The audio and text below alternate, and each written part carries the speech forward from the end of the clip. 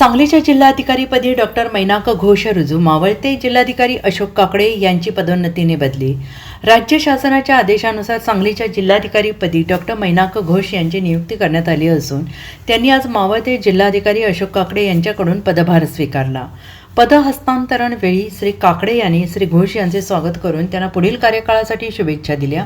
यावेळी सांगली जिल्ह्याच्या सर्वांगीण विकासास कटिबद्ध असून प्रशासकीय अधिकारी, कर्मचारी, नागरिक अशा सगळ्यांना सोबत घेऊन विकसित सांगली जिल्हा 2030 आणि 2047 चे उद्दिष्ट समोर ठेवून वाटचाल करणार असल्याचं मनोदय नूतन जिल्हाधिकारी डॉक्टर मैनाक घोष यांनी व्यक्त केला।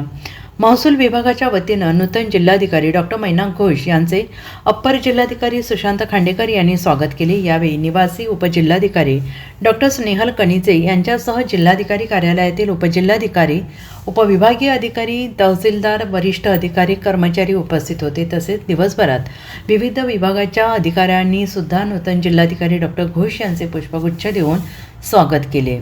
Bureau report SPN Marathi, Sangli.